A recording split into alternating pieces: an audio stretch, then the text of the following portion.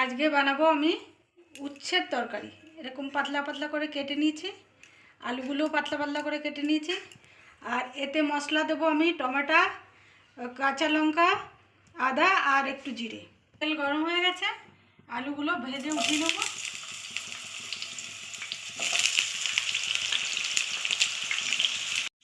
আলু ভাজাটা হয়ে গেছে, ভালো করে লাল করে ভেজে নিলাম। এটা আমি উঠিয়ে নিচ্ছি।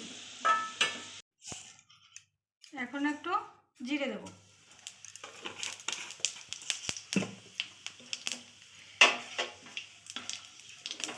এই খাবারটা অনেকই ভালো, তরকারিটা একটু তেল মশলা কম দিয়ে রান্না করলে বয়স্ক লোকেদের জন্য খুবই ভালো।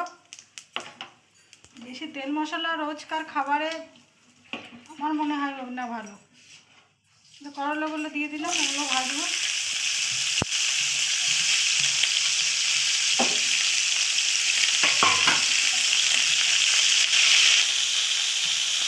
একটু ঢেকে দেবো, তাহলে উচ্ছেটা নরম হয়ে যাবে। দেখুন ভাজা হয়ে গেছে, ভালো করে ভেজে নিলাম। এর একটু নুন আর হলুদ দিয়ে আর একটুখানি ভাজবো। নুন,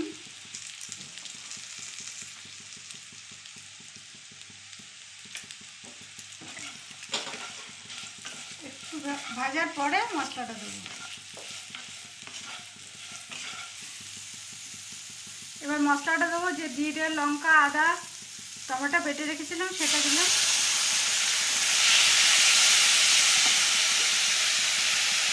এক চামচ ধনে পাউডার দিলাম।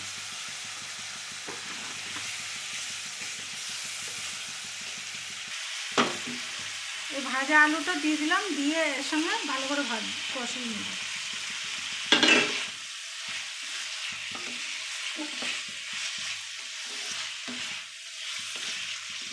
একটু ভালো ভাজা হবে।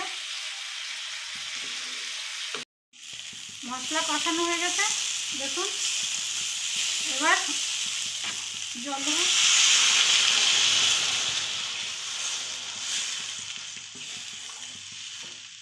জল দিয়ে এটা ঢেকে দিচ্ছি।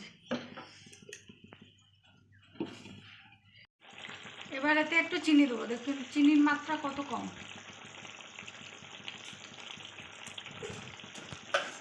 দেওয়ার পরে দেখুন এটা একটা আলু যে আছে না, এটাকে আপনি বাটিতে উঠিয়ে নিয়েও করতে পারেন, আবার কড়ার মধ্যে এরকম করে দেবে, এটাকে গলিয়ে ঝোলের মধ্যে মিলিয়ে দিতে হবে এরকম করে। তাহলে একটু তিতো লাগবে না, তরকারিটা খেতে তিতো লাগবে না।